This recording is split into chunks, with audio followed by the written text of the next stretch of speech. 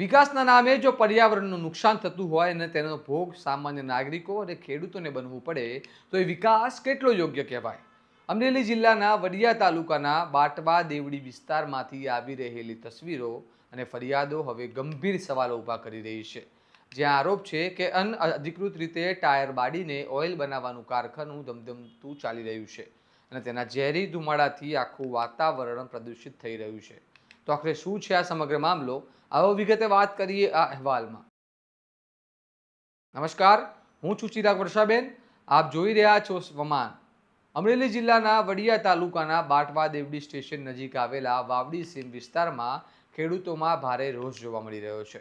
ખેડૂતોનું આક્ષેપ છે કે અહીં ટાયર બાળીને ઓઇલ બનાવવાનું એક અનઅધિકૃત કારખાનું લાંબા સમયથી ચાલી રહ્યું છે, જ્યાં દિવસ રાત ટાયર સળગાવવામાં આવે છે અને તેના કારણે ઝેરી ધુમાડા આસપાસના વિસ્તારમાં ફેલાઈ રહ્યો છે. ખેડૂતો કહે છે કે આ ધુમાડો માત્ર હવાના પ્રદૂષણમાં ફેલાતો નથી, પરંતુ તેની સીધી અસર ખેતી પર પણ પડી રહી છે. પાક પર ધૂળ અને ઝેરી કણ બેસી જાય છે, જેના કારણે પાકની ગુણવત્તા અને ઉત્પાદન બંને પર અસર થઈ રહી છે.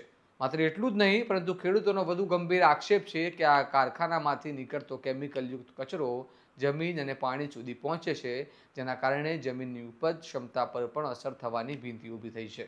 આ સમગ્ર મામલે મોટી સંખ્યામાં ખેડૂતો મામલતદાર કચેરીએ પહોંચીને રજૂઆત કરી છે અને સ્પષ્ટ માંગ કરી છે કે આ અનઅધિકૃત કારખાનું તાત્કાલિક બંધ કરવામાં આવે અને જવાબદાર લોકો સામે કડકમાં કડક કાર્યવાહી કરવામાં આવે.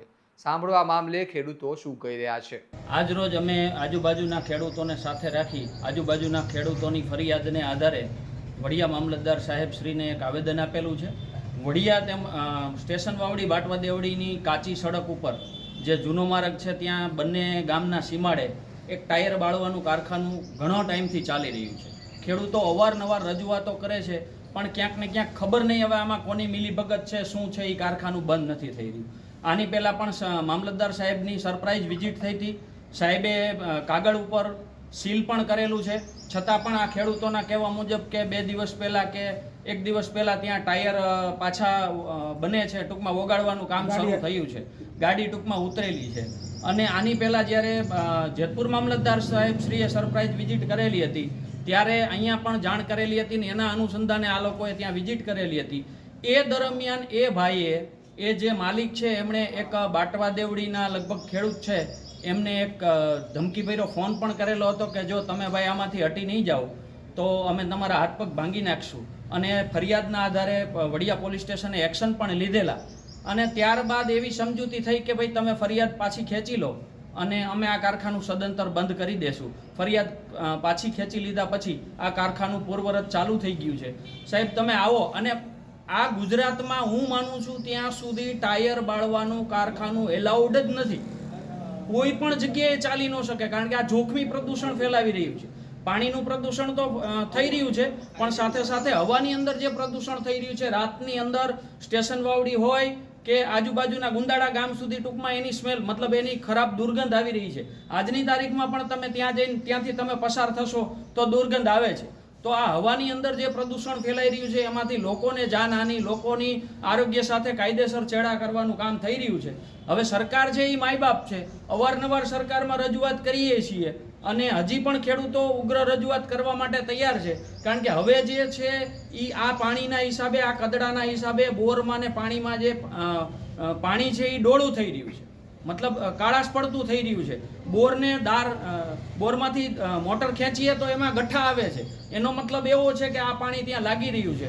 એટલે આ લોકોના આરોગ્ય સાથે ચેડા છે અને ખબર નહીં હવે કોની મિલીભગતથી શું ચાલી રહ્યું. પણ અમારી ખેડૂતોની એવી માંગણી છે કે આ કારખાનું જો બિનઅધિકૃત રીતે ચાલતું હોય તો જલ્દીથી જલ્દી બંધ થાય.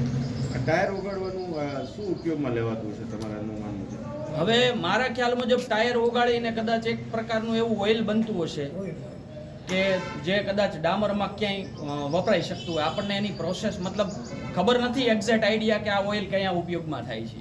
આ ઘટના માત્ર એક વિસ્તારની સમસ્યા નથી, પરંતુ એક મોટો પ્રશ્ન ઊભો કરે છે. શું વિકાસના નામે પર્યાવરણનું બલિદાન આપી દેવામાં આવશે? શું તંત્રએ આ પ્રકારના ગેરકાયદેસર કારખાનાઓની જાણ નથી, કે પછી જાણ હોવા છતાં આ ખાડા ખાન કરવામાં આવી રહ્યા છે?